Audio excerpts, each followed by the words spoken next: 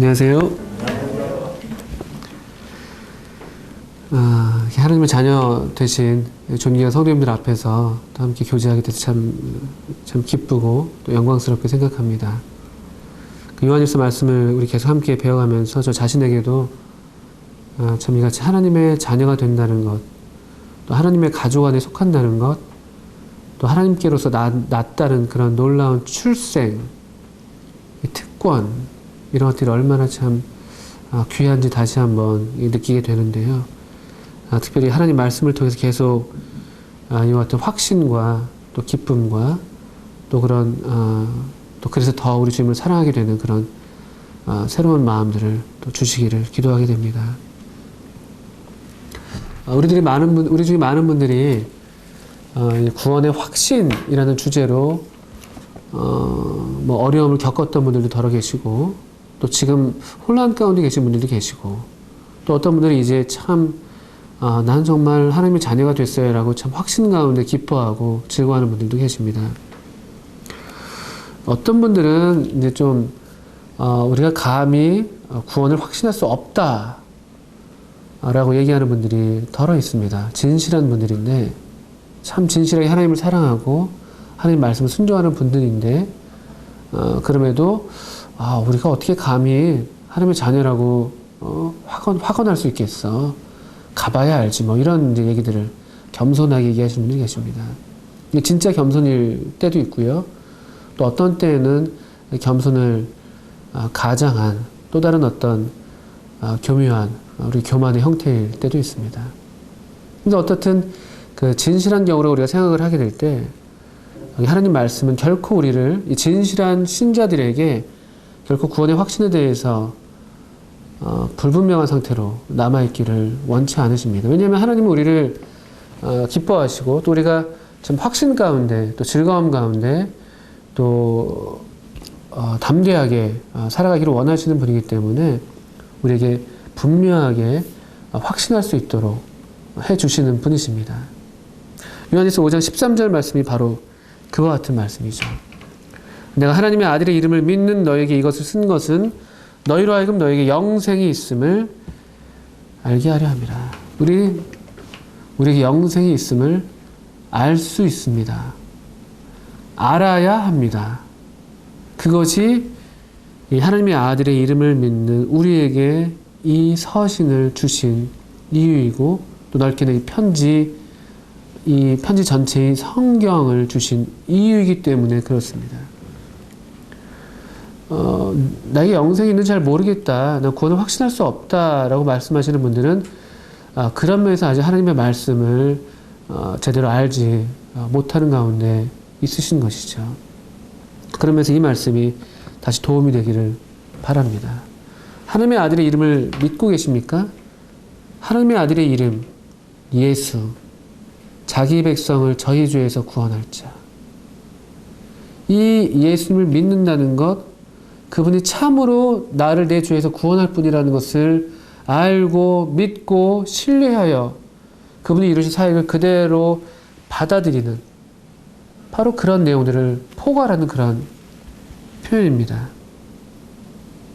하나님의 아들의 이름을 믿는 너희. 그래서 이 이름을 참으로 진실한 마음으로 부르셨던 분들, 주님, 저를 구원해 주세요. 예수님, 저를 구원해 주세요.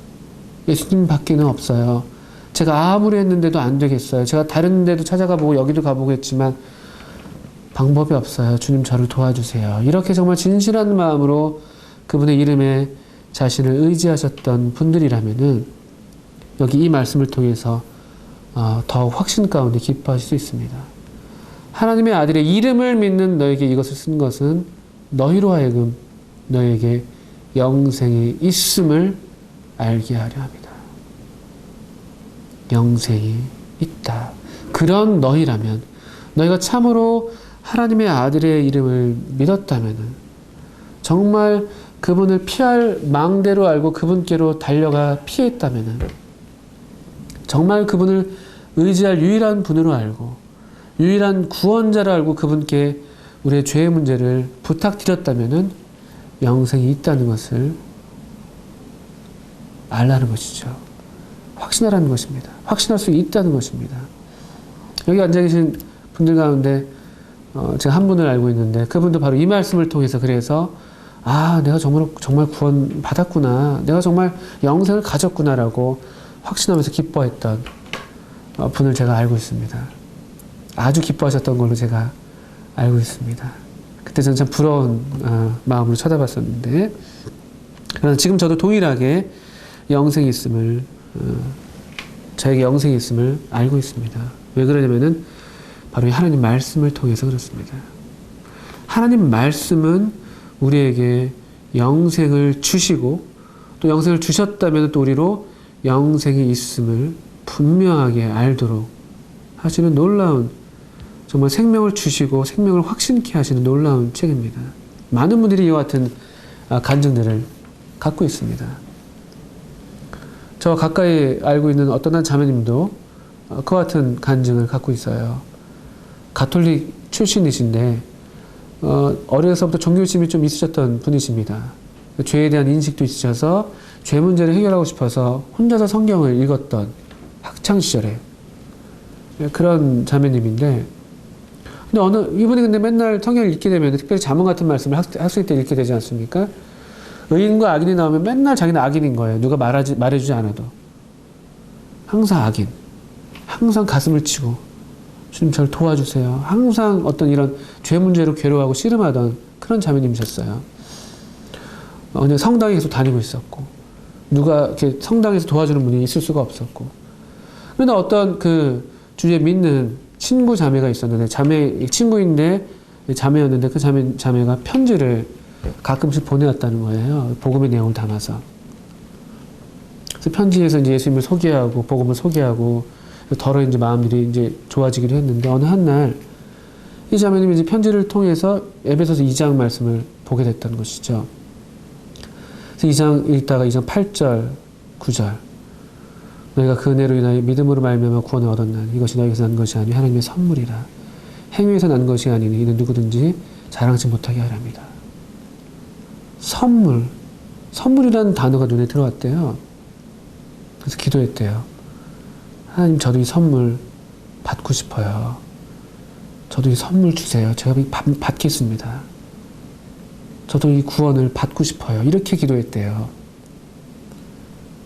그리고 다음날 또 성경을 펴서 이제 어쨌든 해오던 대로 이제 성경을 펴서 읽는데 잠언 말씀을 또 읽는데 저는 바로 그 전날까지만 해도 그냥 자기는 항상 악인이었는데 보는데 의인과 악인이 항상 나오는데 의인의 눈이 머물게 되는 것. 내가 의인이 됐구나. 자기도 뭐 분명하게 그 당시 어떤 복음의 내용을 충분히 알았던 것도 아님에도 불구하고 성령으로 거듭났을 때 의인인 것을 생명이 있음을 알게 된 것. 이것이 성령의 어떤 내적인 증거라고 말씀을 드릴 수가 있는 것이죠. 성령께서 우리로 더불어 하나님의 자녀인 것을 친히 증거해 주시는 것인데 어떻게 성령께서 그렇게 증거해 주시냐? 성령은 진리의 영이시기 때문에 하나님 말씀을 통해서 그렇게 증거해 주시는 것이죠. 그래서 이 하나님 말씀을 통해서 우리는 계속 우리가 참으로 하나님의 자녀인 것을 우리가 영생이 있는 것을 확신할 수 있습니다.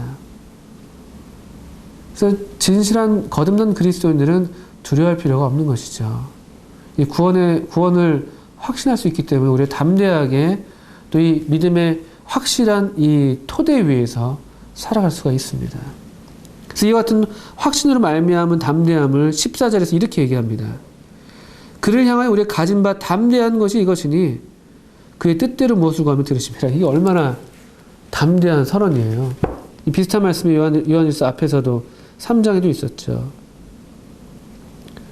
만일 우리 마음이 우리를 책망할 것이 없으면 하나님 앞에서 담대함을 얻고 그때는 이제 우리가 형제를 사랑하는 일에 있어서 우리 마음에 책망할 것이 없는 상태에 있을 때 얼마나 우리가 담대하게 하나님께 구할 것이냐 이런 우리가 어떤 그 형제를 사랑하는 문제와 관련해서 그런 상태와 관련된 담대함이었다면은 요한일서 5장 같은 경우는 이 하나님의 영생을 소유하고 있다는 이 확실한 변할 수 없는 우리의 어떤 신분, 우리의 자녀됨 그것으로 말미암는 이 담대함이죠. 담대함이 있는 거예요. 자녀로서 하나님께 나아가는 담대함이 생기는 거예요. 히브리서 말씀에서도 우리가 당당히 하나님께 나아감을 얻었다. 당당히. 감히 우리가 할 수 없는 말이잖아요. 그럼에도 불구하고 우리가 할 수 있는 말이 된 것이죠. 감히 우리가 어떻게 당당히 하나님 앞에 나오고, 감히 우리가 어떻게 담대하게 우리의 구할 것을 막 구해요. 그런데 놀랍게도 하나님의 자녀가 되었기 때문에 하나님의 자녀로서 우리에게 이런 담대함이 생깁니다. 그분을 경외하면서, 한편으로 그분을 참 두려워하고 어려워하고 존경하면서, 또 한편으로는 참 담대하게, 또 정말 자녀가 어리광 부르듯이 누구에게도 할 수 없는 말들을 하나님께도 할 수 있는 그런 새로운 관계, 아버지와 아들의 관계로 우리가 지금 되어 있는 것이죠.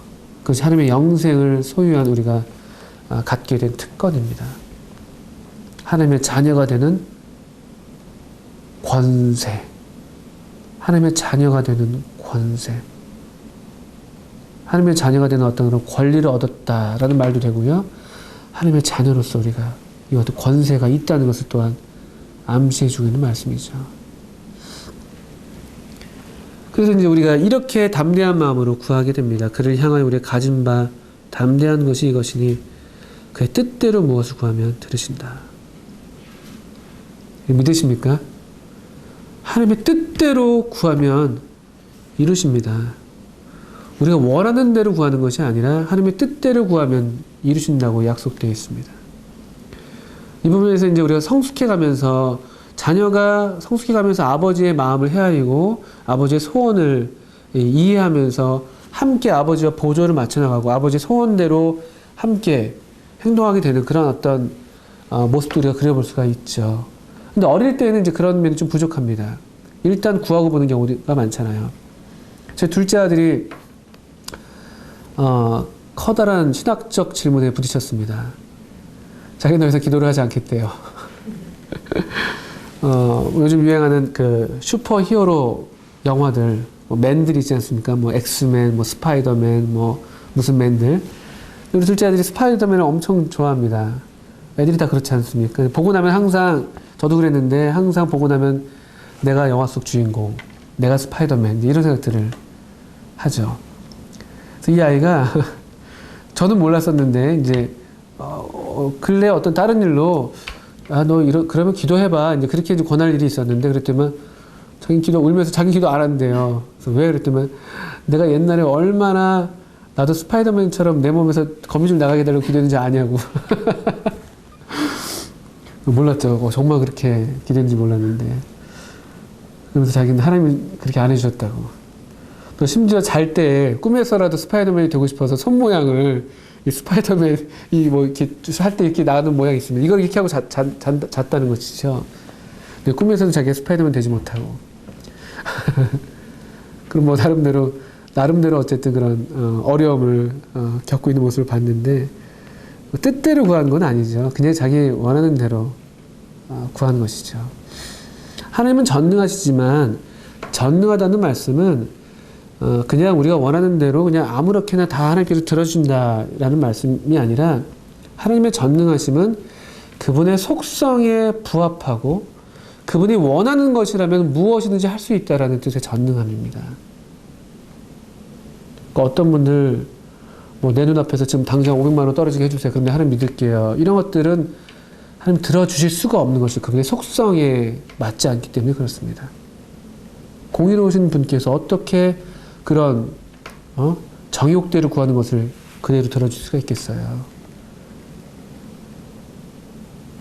능력이 많으신 분이시지만, 모든 것을 하실 수 있는 분이시지만, 그 의미는 그분의 뜻에 맞는 일이라면은, 그분이 원하시는 일이시라면은, 그분의 의지가 있는 것이라면은 하실 수 있다는 그런 의미가 되는 것입니다.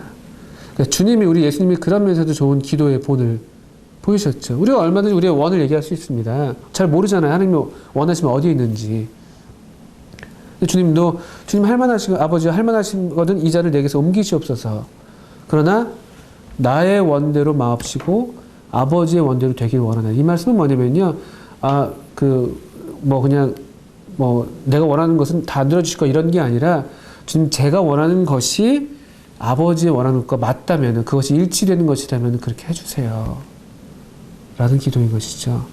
그분의 뜻에 아버님의 뜻에 전적으로 자기 소원까지도 의탁하는 주님 저는 이것을 원하지만 제 생각에 이게 필요하다고 생각되지만 그런데 주님 저는 정말 주님 그걸 주시면 좋겠어요. 그렇게 얘기할 수 있습니다. 그런데 아버지의 뜻대로 아버지 뜻이면 그렇게 해주세요. 그렇게 우리 주님을 따라서 기도할 수 있다면 좋은 것이죠. 또 근데 만약에 정말 이것이 주님의 뜻이라는 것을 우리가 분명히 확신하게 된다면은 우리는 얼마든지 담대하게 구할 수 있다는 것입니다. 담대하게요. 영혼의 구원을 위해서 기도하는 것 얼마나 하나님의 뜻입니까? 전도 사역을 위해서 기도하는 것 담대하게 기도할 수 있습니다. 하나님의 몸된 교회를 위해서 기도하는 것 우리 담대하게 기도할 수 있어요. 하나님 은사를 주세요. 우리 교회 가운데 은사를 일으켜 주세요. 전도 연사가 부족한 교회라면 주님 전도 연사자를 일으켜 주세요. 그 기도에 응답하세요. 또 어떤 면이든 간에 그런 하나님의 뜻에 부합하는 그런 기도들은 들으십니다. 이게 성경에서 분명히 약속된 그의 뜻대로 무엇을 구하면 들으십니다. 우리가 무엇이든지 구하는 바를 들으시는 줄을 안즉 우리가 그에게서 구한 그것을 얻은 줄로 또한 아느니라. 그래서 문제는 구하는 것입니다. 기도하는 것, 달라고 하는 것. 우리 이면에서 많은 연약을 갖고 있는 것 같아요. 조금 저 자신도 참 이면에 연약한데 너무 점잖 빼는 모습들. 너무 양반처럼 돼가지고 구할 게 정말 있는데도 그냥 괜찮아요. 뭐 이런 식의 어떤 태도들. 그래서 많이 손해보는 경우들 있습니다. 저도 어릴 때 이제 착한 아이 콤플렉스가 있어가지고 원하는 게 있는데 주신다고 하는데 괜히 괜찮아요. 저는 없어도 돼요. 안 주시더라고요. 주실 수 있는데 저 요즘에 그래서 그렇게 안 합니다. 필요하면은 이제 주신다고 하면 얼른 감사하게 받죠. 아마도 오늘날 어떤 교회들은 지나치게 하나님의 뜻과 상관없이 자기의 원대로 지나치게 많이 구하는 게 문제라면은 또 어떤 면에서는 우리는 하나님의 분명한 뜻인데도 불구하고 너무 구하지 않는 그런 연약도 있는 것 같습니다. 기도가 좀 약하지 않나. 기도가 개인적인 삶에서나 우리 어떤 공적인 삶에서나 기도 그분의 뜻대로 구하는 기도들 나라와 민족을 위해서 기도하는 기도들 이 참 불경건한 세상 가운데서 어떻게 경건한 가정을 세울지 그것을 위해서 기도하는 그것을 위해서 구하는 기도들 하나님의 교회를 위해서 선교를 위해서 전도를 위해서 또 사랑하는 사람들의 이 성장을 위해서 그런 기도들 우리 기도 생활을 좀 돌아볼 필요가 있습니다. 구하기만 하면은 그의 뜻대로 무엇을 구하면 들으시는데 또 우리가 구하면 얻은 줄로 또한 알 수 있는 것인데 많은 경우에 희미하게 안개 속에서 그냥 헤매면서 하나님의 뜻에 대한 분명한 추구가 없으니까 우리 신앙생활도 애매하고 이것저것 하는 것 같은데 실제로 열매가 나타나는 것 같지는 않고 이것저것 바쁘게 교회에서 움직이는데 실제로 교회는 정말 건강하게 자라나가고 있는가? 내 가정은 정말 더 경건해지고 있는가? 내 개인의 삶은 정말 더 하나님 기쁘시게 할 만한 그런 삶으로 되어가고 있는가? 기도의 문제를 또 이 하나님의 뜻을 참으로 추구하는 문제들 이런 것들을 우리가 한번 좀 돌아볼 필요가 있습니다. 우리 정작 우리 편에서 어떤 간절한 필요가 생길 때야 겨우 그냥 우리의 원하는 것을 따라서 기도하는 경우들 고작 그 정도에 머물 때가 많이 있는데 그분의 뜻대로 담대하게 구하는 기도가 필요합니다. 주기도문에서도 그분의 나라, 그분의 뜻 그것을 위해서 기도하라고 하시잖아요. 그분의 이름이 거룩히 여기시움을 받으시오며 나라가 임하옵시며 뜻이 하늘에서 이루어진 것 같이 땅에서도 이루어지리이다. 그분의 이름과 관련된 것, 그분의 나라와 관련된 것, 그분의 뜻과 관련된 것, 그 기도를 하나님이 듣기를 원하십니다. 오늘날 의인들의 부르짖는 소리가 없어서 하나님이 일하지 않으세요. 의인들의 부르짖는 소리, 하나님으로 생각나게 해서 그분으로 쉬지 않고 일하게 만드는 그 같은 의인들의 기도, 그게 없어서 계속 세상은 더 소돔처럼 고모라처럼 가고 있지 않습니까? 기도의 내용 가운데 특별히 16절 이하에 보게 되면은 누구든지 형제가 사망에 이르지 아니한 죄 범하는 것을 보거든 구하라. 그러면 사망에 이르지 아니하는 범죄자들을 위하여 저에게 생명을 주시리라. 형제를 위한 기도입니다. 이것이 또한 사랑에, 우리가 지금 사랑이라는 주제를 떼놓을 수가 없는데, 이 하나님의 자녀를 사랑하는 것, 그에게서 난 자를 사랑하는 것, 그 사랑의 하나의 또 중요한 표현으로서 바로 이 기도, 형제를 위한 기도, 다른 성도를 위한 기도를 말씀하고 있습니다. 특별히 그가 연약할 때, 그가 실수했을 때, 그 범죄했을 때, 성도라는 여기 형제라고 되어 있지 않습니까? 정말 진실한 거듭난 성도라면, 진실한 형제라면요, 이 사망에 이르는 죄를 범할 수 없다고 개인적으로 저는 분별합니다. 이 사망이 육체적인 사망이라면 또 모르겠습니다만 어떤 그런 영적인 의미에서 얘기하는 것이라면은 진실한 성도는 그런 죄는 범할 수 없습니다. 되게 소위 말해서 여기 표현대로라면은 용서받을 수 있는, 생명을 다시 회복하게 되는 그런 어떤 종류의 죄들, 얼마든지 사함받을 수 있는 죄들을 성도들은 짓지 않나.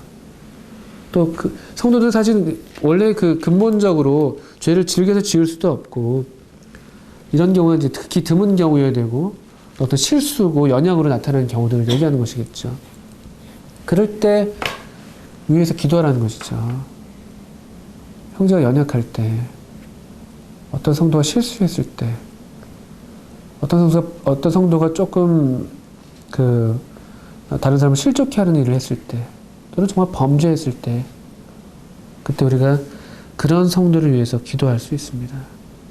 또 그것이 우리의 책임이라고 말할 수 있어요. 이 비슷한 말씀으로 잠언 말씀에, 잠언 24장에 이런 말씀 함께 좀 기억해 두셔도 좋을 것 같습니다. 24장 11절, 너는 사망으로 끌려가는 자를 건져주며 사륙을 당하게 된 자를 구원하지 아니치 말라. 네가 말하기를 나는 그것을 알지 못하였노라 할지라도 마음을 저울질 하시는 이가 어찌 통찰하지 못하시겠으며 너의 영혼을 지키시는 이가 어찌 알지 못하시겠느냐. 그가 각 사람의 행위대로 보응하시리라. 모른 척 하지 말라는 거죠. 그냥 멀찌감치 서서 아유 나는 저 형제랑 달라 하면서 손가락질 하지 말고 위에서 기도해 주라는 것이죠. 그리고 건져 주라는 거예요. 그렇게 해야지 그 성도가 다시 건진받는다는 것이죠. 그렇게 해야지 그 성도가 다시 살아난다는 거예요. 안 그러면은 계속 그 죄 가운데서, 연약 가운데서 계속 더 안 좋은 상황으로 끌려갈 수 있다는 것이죠. 또 같은 비슷한 맥락에서 신명기 22장 말씀도 같은 말씀입니다. 신명기 22장에 22장 1절부터 너희 형제의 우양에 길 잃은 것을 보고도 못 본 채 하지 말고 너는 반드시 끌어다가 너희 형제에게 돌릴 것이요. 못 본 채 하지 말라는 거예요. 길을 잃고 지금 실족하고 범죄하고 있다. 자기 하나님의 뜻대로 하지 않고 자기 마음대로 행하고 있다라는 것들을 보게 될 때 기도해주고, 정말 진실한 마음으로 기도해주는 것, 그것이 형제의 사랑입니다. 형제는 위급한 때를 위해서 났다. 이런 위태로운 때를 위해서 형제가 있는 것이죠. 그럴 때 나몰라라 하고, 그럴 때 그냥 딱 나는 저 사람과 달라 하면서 오히려 나를 더 의롭게 하는 그런 태도를 보인다는 것은 하나님 정말 싫어하시는 바리새인 같은 태도가 될 수 있습니다. 그런데 반면에 사망에 이르는 죄가 있으니 이에 대하여 나는 구하라 하지 않노라. 16절 하반부죠. 사망이 이르는 죄가 있다고 얘기합니다.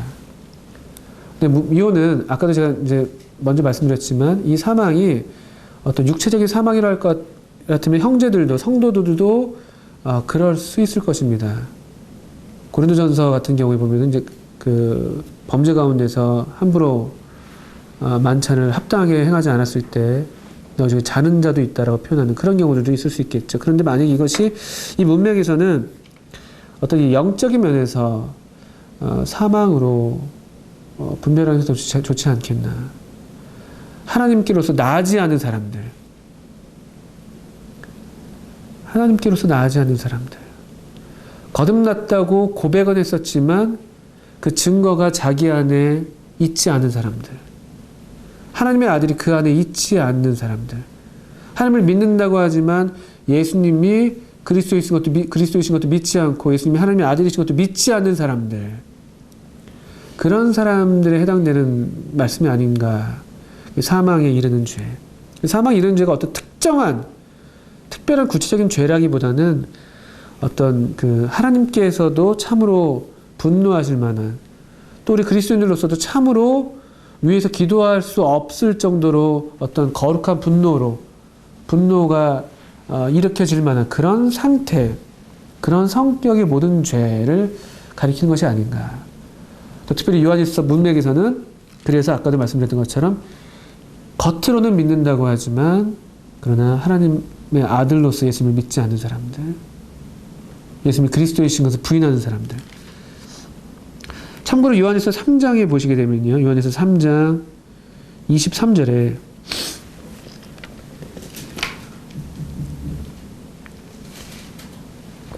그의 계명은 이것이니 곧 그 아들 예수 그리스도의 이름을 믿고 그가 우리에게 주신 계명대로 서로 사랑할 것이니라. 이게 그분의 계명이에요. 이 계명을 지키는 사람들이 주 안에 거하고 주는 저 안에 거한다고 되어 있지 않습니까? 24절에 주 안에 거한다는 것이 바로 그 생명인데, 그런데 그럼 거꾸로 말해서 그 아들 예수 그리스도의 이름을 믿지 않는 사람들, 그의 계명대로 서로 사랑하지 않는 사람들, 그 사람들은 주 안에 거하지 않습니다. 그런 사람들은 사망 안에 거하는 것이죠. 하나님의 생명 안에 거하지 않는다는 것은 그 사망에 계속 머물러 있다는 것이거든요. 또 그렇게 미혹받아서 그렇게 끌려가는 사람들, 글쎄요, 진실한 신자라고 보기가 어렵지 않나. 참으로 거듭난 하나님의 사람들은 바로 이와 같은 하나님의 증거 가운데 또 하나님 안에 거하는 그런 사람이라고 성경은 얘기하고 있기 때문에 그렇습니다. 그래서 이런 사람들에 대해서는 나는 구하라 하지 않노라. 구하지 말라는 아니에요. 구할 수도 있다는 것이지만 꼭 구하라고는 말할 수 없다는 것이죠. 사실 구하기 또 어려운 경우들이 많이 있지 않습니까? 근데 적어도 우리한테 분명한 책임은 형제가 그런 어떤 연약과 실수 가운데 있을 때, 형제가 어떤 범죄를 했을 때 우리는 온유한 심령으로 그를 바로 잡아야 되는 것이죠. 갈라디아서 6장의 말씀입니다. 신령한 너희는 온유한 심령으로 차갑게 정죄하면서 그런 것이 아니라 온유한 심령으로 위에서 기도해 주면서 또 바로 잡아주는 그런 일들, 그런 형제 사랑이 참 많이 필요한 것 같아요. 오늘날 워낙에 이 세상이 날이 서 있고 피곤하고 피로사회라고 막 불리지 않습니까? 다들 이렇게 예민하죠. 내 짐도 너무나 크고 나도 힘들고 내 연약도 너무나 버거운데 다른 사람들의 연약을 감당한다는 것, 그의 죄로 인해서 함께 아파하고 함께 기도한다는 것, 그 쉬운 일 아닙니다. 그 피로감을, 그 죄로 인한 그 아픔과 고통을 고스란히 함께 몸으로 감당하는 일이죠. 근데 그런 사랑이 사람을 살립니다. 죄와 함께, 그 사람과 더불어서 함께 죄와 싸우는 것, 그 죄 안에서 함께 진창을 경험하는 것이죠. 그런 사랑이 여기 말한 것처럼 생명을 주는, 그런 사랑이 사람을 살리는 사랑이 됩니다. 이런 사랑을 갖는 목자들이 얼마나 필요한지 모르죠. 양들을 위해서 정말 목숨까지 버릴 수 있는 그런 목자들. 이 장로 요한은 바로 그와 같은 심령을 가졌던 사람이었고, 형제 사랑은, 하나님의 자녀 사랑하는 것은, 하나님께서 난 자를 사랑하는 것은 바로 이와 같은 죄의 짐을 함께 짊어지는 데까지, 그 죄의 진창을 함께 경험하는 데까지, 죄의 아픔과 슬픔과 수치를 같이 감당해 주는 데까지 나아가라고 우리한테 말씀하고 있습니다. 모든 불의가 죄로 돼 사망에 이르지 않은 죄도 있도다. 그래서 지금 계속 강조점은 사망에 이르지 않은 죄, 아니하는 죄라는 거예요. 여기서 지금 포인트는 사망에 이르는 죄가 뭐냐 이것이 아니라, 형제들의 연약, 실수들은 사망에 이르지 아니하는 죄니까 위해서 기도해줘라. 혹시라도 너희 가운데 잠깐 잘못 갈 수 있고 탈선할 수 있으니까 그럴 때 기도해줘라. 덮어줘라. 온유한 심령으로 바로 잡아줘라. 바로 이와 같은 심령으로 이렇게 권하고 있는 말씀이 아닌가, 그렇게 교훈을 받게 됩니다. 하나님께서 난 자마다 범죄치 아니하는 줄 우리가 아노라. 이어지는 말씀이에요. 잠깐이라는 거예요. 사망에 이르지 아니하는 죄는 연약이고 실수야. 정말 그가 하나님께서 낳았다면, 그가 정말 참된 형제라면은 그는 계속해서 범죄하는, 계속해서 죄 가운데 머물지 않을 거야. 회복의 희망이 있어.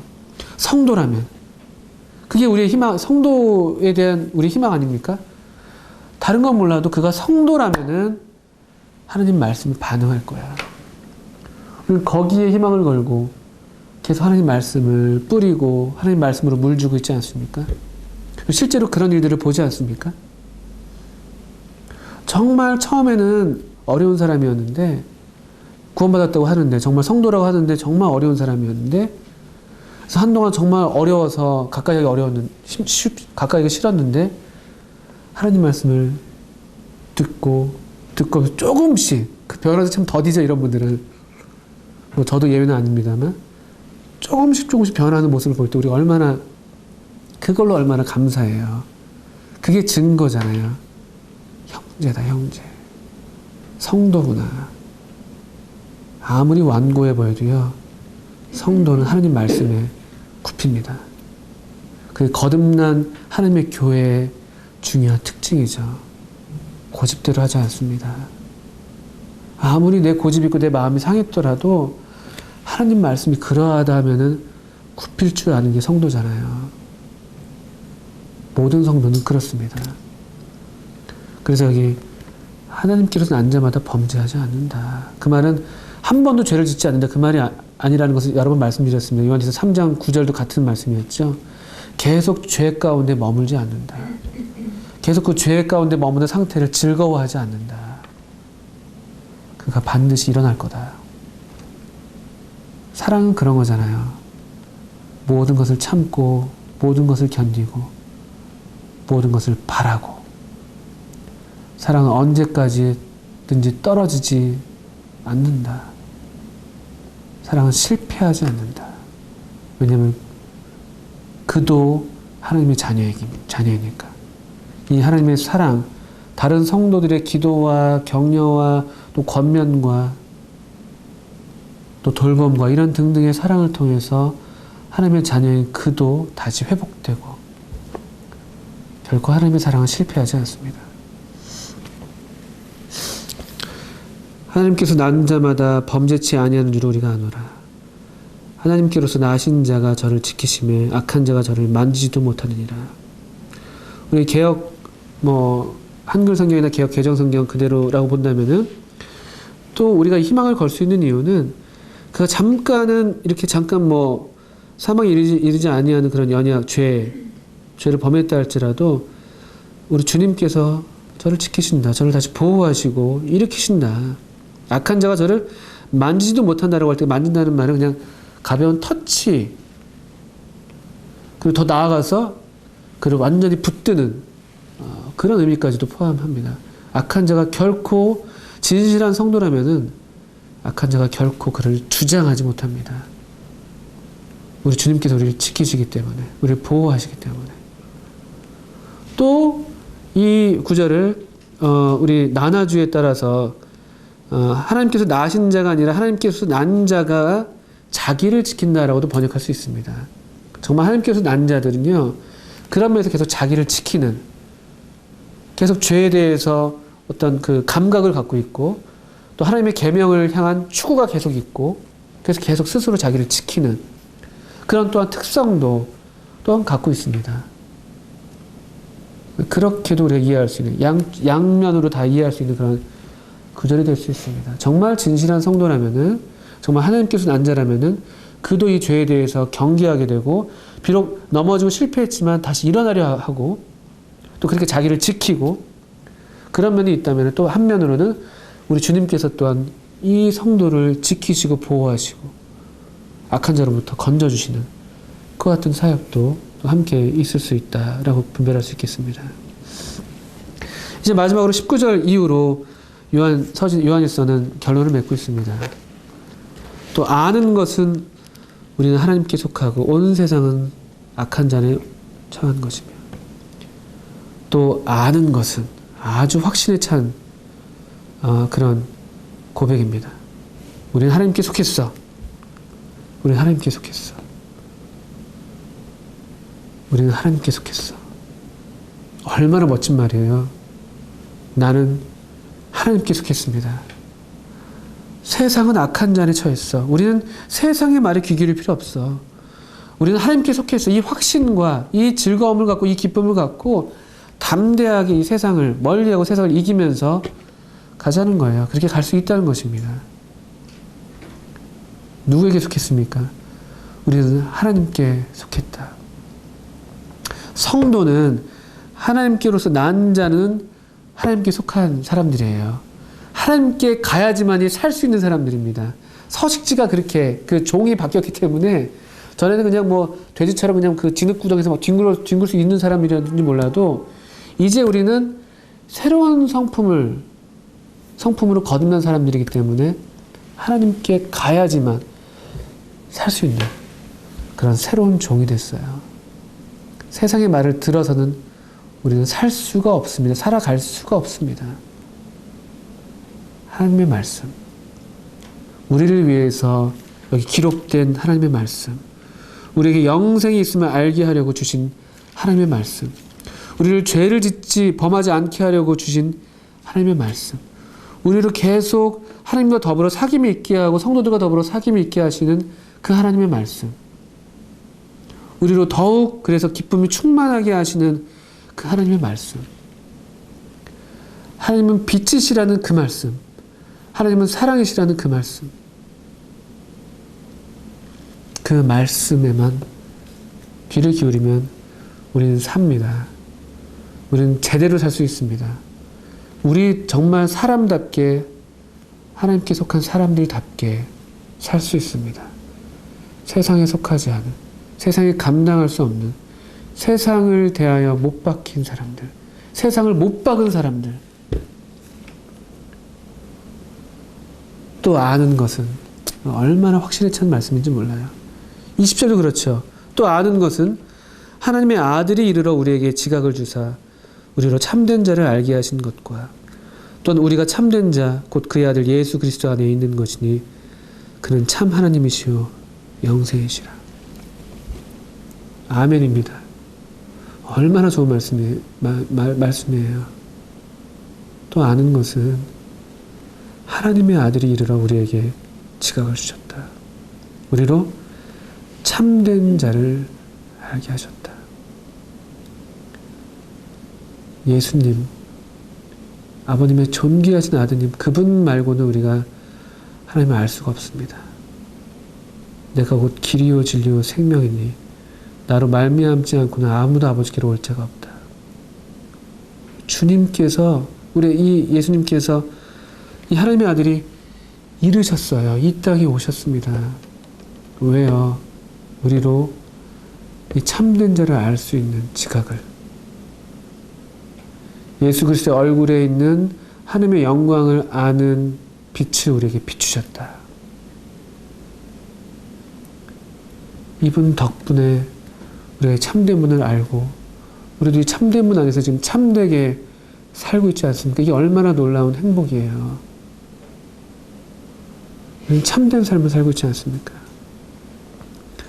참된 자를 알게 하신 것과 또 우리가 참된 자, 곧 그의 아들 예수 그리스도 안에 있는 것이니 우리가 이 하나님의 아들 예수 그리스도 안에 있는 것도 하나님의 아들 덕분에 알고 있습니다. 우리가 그분 안에 있습니다. 참된 하나님을 알고 그분 안에 있습니다. 그분이 바로 참 하나님이고 참 생명, 영원한 생명, 하나님의 생명, 영생이십니다. 예수 그리스도, 하나님의 아들, 참 하나님, 영생. 이 예수님을 알게 되고 이 예수님 덕분에 참 하나님을 알게 되는 것, 이게 영생이잖아요. 영생은 곧 유일하신 참 하나님과 그의 보내신 자 예수 그리스도를 아는 것이다. 얼마나 놀라운 특권인지 그분을 아는 것, 그분 안에 있는 것, 그분과 정말 온전히 연합돼서 그분을 사귀는 것, 그분을 사는 것, 그분을 누리는 것. 사도 요한은 너무나 기쁨에 차서 우리가 안다. 우리가 이미 갖고 있는 이 영생, 이미 누리고 있는 이 생명, 이미 알고 있는 이 참 하나님, 왜 달리 뭐가 더 필요하냐. 너무나 충분하다. 너무나 만족하다. 너무나 감사하다. 이와 같은 말씀을 하고 있는 것 같습니다. 이 말씀 참 여러 번 읽어도 읽을 때마다 참 감동이 되는 말씀이죠. 21절에 그래서 사도 요한은 마지막으로 이와 같은 권면을 합니다. 자녀들아 너희 자신을 지켜 우상에서 멀리하라. 여기서 우상은 우리 보통 생각하는 그런 눈에 보이는 형상은 아닌 것 같습니다. 문맥과 어떤 배경들을 쭉 살펴볼 때는 뭐가 우상이냐라고 할 때 이 하나님에 대해서 또 이 하나님의 아들 예수 그리스도에 대해서 그릇된, 잘못된, 왜곡된 그런 사상, 그런 이론, 그런 철학들을 가리키는 것이 아닌가. 우상은 하나님의 형상을 뒤트는 것이잖아요. 그런 우상에서 멀리 하라는 것이죠. 왜냐하면 우리는 이미 참 하나님이신 예수 그리스도를 알고 있기 때문에 이 참 하나님이신 예수 그리스도가 아닌 다른 모든 것들은 우상입니다. 하나님 하지만 예수님이 아닌 것은 우상인 거예요. 예수님을 하나님의 아들로 인정하지 않는 것, 믿지 않는 것, 예수님을 그리스도로 믿지 않는 것, 우상입니다. 하나님을 얘기한다 할지라도 참 하나님이 아니에요. 거짓 하나님.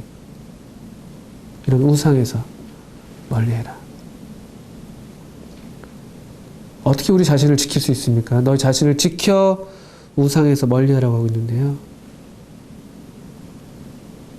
사도 바울이 디모데에게 권했던 것처럼 내가 이를 때까지 이것을 명하여 읽고 명하고 가르치는 것을 다시요. 제가 정확하게 인용하겠습니다. 디모데전서 4장에 있는 말씀인데 우리는 어떻게 우리 자신을 지킬 수가 있는가? 디모데전서 4장 13절입니다. 내가 이를 때까지 읽는 것과 권하는 것과 가르치는 것에 창념하라. 물론 바울이 디모데에게 이를 때까지를 얘기하는 그런 말씀입니다만 정말 우리 참 하나님이신 우리 예수님이 다시 오실 때까지 우리는 이 진리인 이 하나님의 말씀에 계속 읽고 하나님 말씀으로 권하고 하나님 말씀에 창념하는 것, 이 하나님 말씀에 가르치는 것을 창념하는 것 필요합니다. 또 에베소서 4장 말씀 같은 경우는 우리가 교훈의 풍조에 흔들리지 않을 것을 얘기하시면서 우리는 이 하나님의 교회 안에서 하나님의 은사를 힘입어서 하나님의 은사를 따라서 은사의 도움을 받아서 또 우리도 봉사 일을 하고 하나님의 몸을 세우는 일에 적극적으로 동참할 때 우리가 어린아이 같이 되지 않고 교훈의 풍조에 흔들리지 않는다고 말씀하십니다. 적극적으로 교회 생활 하십시오. 하나님 말씀에 창념하시고 은사를 따라서 적극적으로 몸된 교회 안에서 살아가는 일을 하십시오.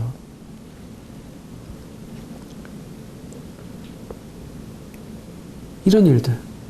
또 요한일서 3장, 우리 앞에서 봤던 3장 19절 같은 말씀들에서 보는 것처럼 말과 혀로만 하지 말고 행함과 진실함으로 서로 사랑하자. 실천하는 거죠. 사랑을 실천하는 그런 삶들. 그것이 우리를 이런 우상, 우리 주님께 대한 잘못된 생각들로부터 우리를 지키는 일이 됩니다. 그렇지 않으면 우리가 그냥 사변적인 생각만 하는 사람이 되면요, 우리 마음의 이 담력을 잃어버려요. 나 구원 받았나 안 받았나 계속 이 생각만 하는 거죠. 그리고 요한일서 3장 후반부의 문맥이 그런 문맥이었죠. 이런 식으로 우리 자신을 지킬 수 있어요. 가장 우선적으로는 바로 이 기록된, 우리를 위해서 기록된 하나님 말씀에 창념하는 것, 거기를 넘어가지 않는 것, 말씀 안에 거하는 것, 은사를 따라서 교회 안에서 적극적으로 섬기는 것, 그리고 형제 사랑하는 일에 있어서 실천하는 것. 그럴 때 우리의 생각이 그렇게 엉뚱한 데로 갈 여유조차 없어요. 어떤 때는요. 하나님을 생각하고 모든 선한 것과 경건한 것들 생각하기도 바쁘기 때문에 그럴 때 생각으로 갈 그런 여지도 별로 없습니다. 말씀 많이 읽으시고 교회 생활 열심히 기쁜 마음으로 적극적으로 참여하시고 실천하는 삶들 사시면은 우리에게는 영생이 더욱 풍성해지고 우리는 계속 하나님의 가족으로서 누리는 모든 특권들을 더욱 넉넉히 누리면서 세상에 기웃하지 않는, 세상의 소리를 듣지 않고 세상을 이겨내는, 그래서 정말 영원히 남는 하나님의 뜻을 행하는 사람들로 우리가 영원토록 빛날 것입니다. 우리 모두 하나님의 자녀로서, 하나님의 가족으로서 이같이 많은 지식들을 자랑하는 이 시대 가운데에서 더욱 이 가족애로 똘똘 뭉치게 될 때, 참된 하나님의 사랑으로 똘똘 뭉치게 될 때 우리의 교회는, 우리 개인은 물론이지만 우리 교회는 더욱더 견고하게 또 영광스럽게 서게 되리라고 믿습니다. 모두 이와 같은 일에 함께 한 마음으로 해주시면 주님이 기뻐하시리라고 생각됩니다. 감사합니다. 요한일서를 이것으로 마치겠습니다.